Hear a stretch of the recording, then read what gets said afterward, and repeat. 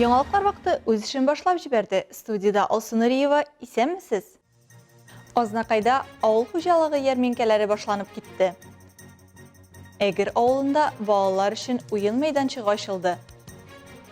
Лаеклы ялдан лаеклы файдалану өчен спорт белән шөгыльләнәләр.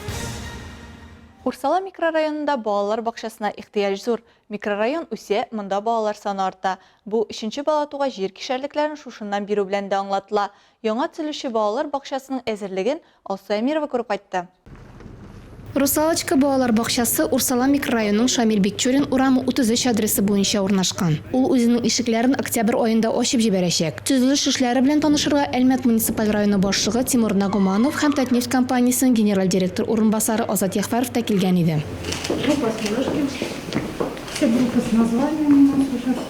Бакча гомумән алганда әзер, хәзер эчке ремонт эшләре бара. Җылылык мәсьәләсе дә хәл ителә. Мы просто хотим сейчас газопровод закончить.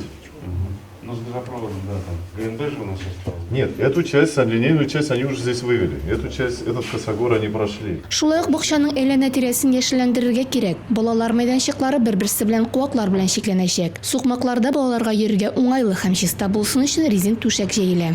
Детский сад рассчитан на 140 мест. Балалар бакчасы 140 кешегә исәпләнгән, 6 төркем эшләячәк. Яшь ярыннан 6 яшькә кадәр балаларны кабул итәбез. Форсаттан файдаланып, үзебезгә дә чакырып калам.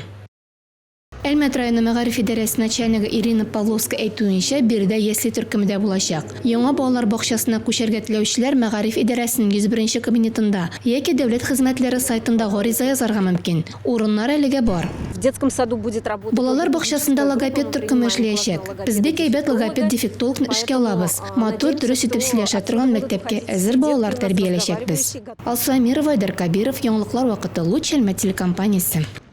Хезмәт һәм социаль яклау министрлыгы ел ахырына кадәр 3 яшьтән 7 яшькә кадәрге балаларга, шулай ук 8 яшьтән 17 яшькә кадәрге балалары булган ялгыз ата-аналарга пособие билгеләү кагыйдәләрен үзгәртәчәк.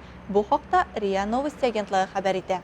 Тоташлыкка комплекслы бәя бирүне һәм нуллы керем кагыйдәләрен, ягъни гаилә әгъзаларының хезмәт хакы булуын яки объектив тормыш шартлары аркасында аның булмавын исәпкә алып билгеләнәчәк.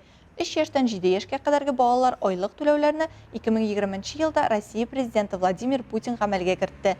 Аны аз керемле гаиләләр ала. Соңрак дәүләт башлыгы мондый ярдәмне адреслы итәргә йөкләмә бирде. Шуңа бәйле рәвештә 2021 елда ярдәм күрсәтү кагыйдәләре камилләштерелде.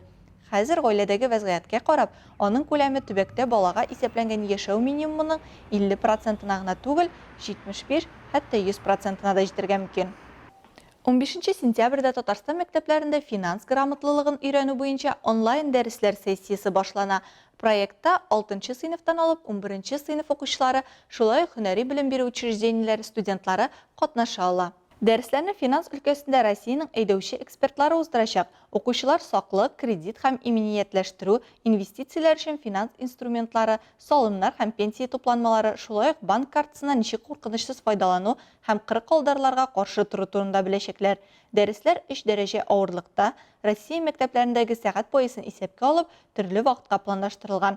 Онлайн дәрескә мәктәп һәм колледжлардан килгән укучылар төркеме составында гына түгел, индивидуаль рәвештә өйдән дә керергә мөмкин. Расписание һәм тоташтыру өчен инструкция Үзәк банкның экраннарда күрсәтелгән сайтында урнаштырылган. Дәресләрдә финанс грамотлыгы буенча махсус эшләнгән уеннар кулланып, белемнәрне тикшерергә һәм ныгытырга мөмкин.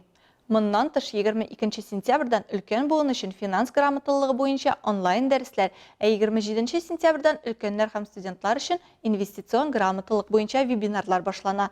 Алар эфирга 2021 елның 17 декабренә кадәр чыгачак. Быел җәй дәвамында Азнакайның төрле авылларында күңелле авыл бәйрәмнәре уздырылып торды.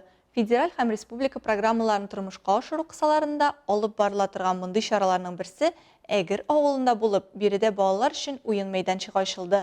Бу хакта тулырак Эльмира Шәрифуллина сюжетында. Тамытык авылы җирлегенә кергән Әгер авылы табигатьнең гүзәл почмагына урнашкан. Биредә 40 хуҗалыкта барысы 80гә якын кеше яши. Авылның культура йорты, мәчете, кибете, фельдшер-акушерлык пункты бар. Авыл кеше булса да, халык бердәм бик тырыш, диде авыл җирлеге башлыгы Эльвира Гыйләҗева. Менә шушындый зур программада безгә катнашырга ярдәм итте үзебезнең район җитәкчелеге. Без беренчеләр арасында катнаштык бу программада. 3 авылыбызда да балалар мәйданчыгы булдырылды. иң зур бүләк инде безнең менә шушы бәләкәй генә Әгер авылына шушындый зур бүләк өчен без үзебезнең авылдашлар исеменнән, авыл советы исеменнән, үземнең исемнән шәхсән район җитәкчелегенә рәхмәтемне җиткерәм. Бик зур рәхмәт. Алдагы елларда да безнең күп программаларда катнашырга, ярдәм итәрсез, поддержать итәрсез дип ышанып калабыз. Рәхмәт.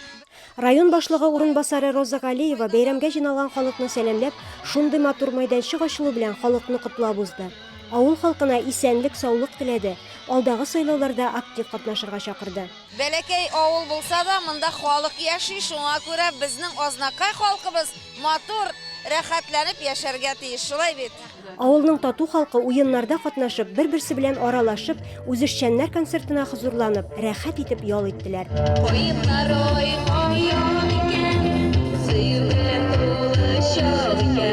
Шушы авылда тудым, менә шушындый мотор көнне балалар мәйданчыгы ачылды. Шушындый мотор мәйданчык ачкан өчен район җитәкчелегенә чын күңелдән рәхмәт. Ә балалар яңа мәйданчыкны сынап карады.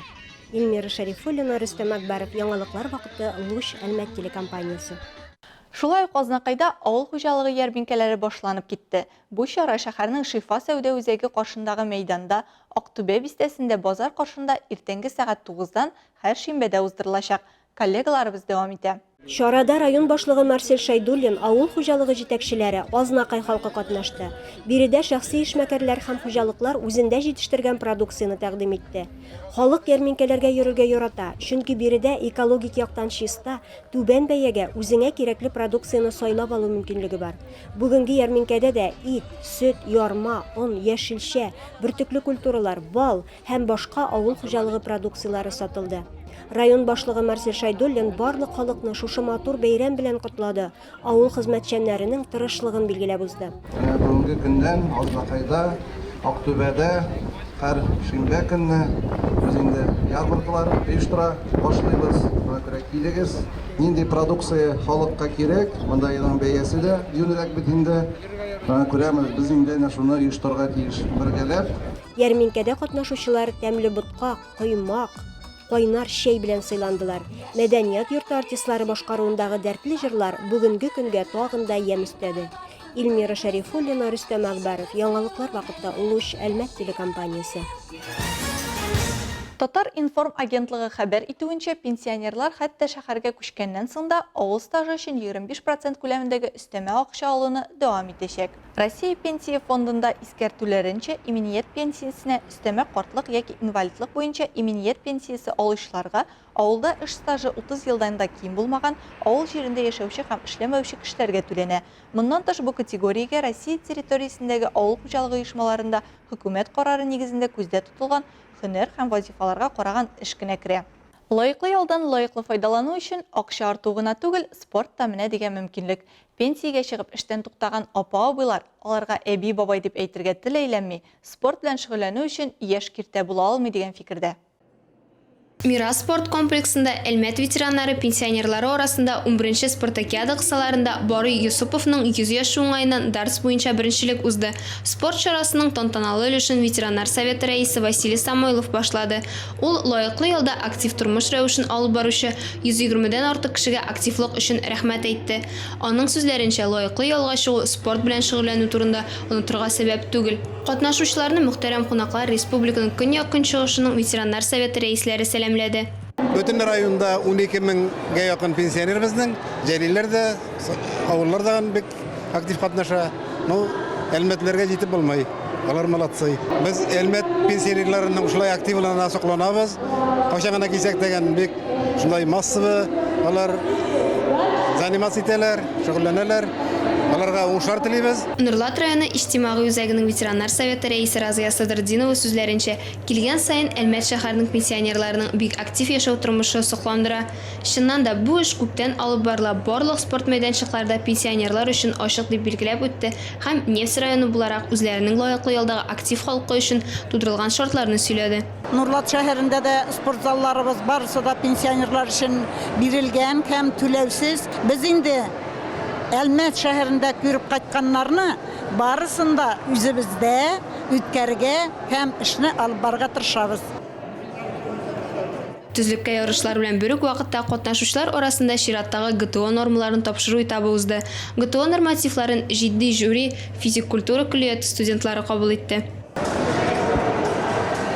Спартакиада катнашучы ир-атлар өчен отжимание, хатын-кыз өчен пресс мәҗбүри иде. Шулай ук билеге булган хатын-кызлар үзләренең сыгылмалыгын да сынап карый алды.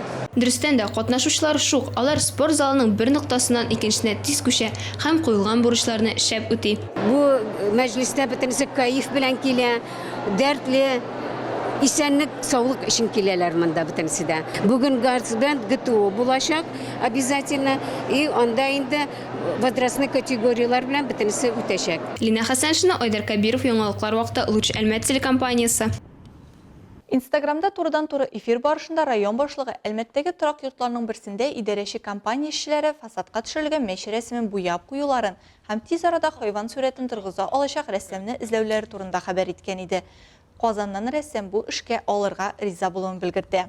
Планировал уехать, у меня как бы дела там тоже свои уже распланированы были.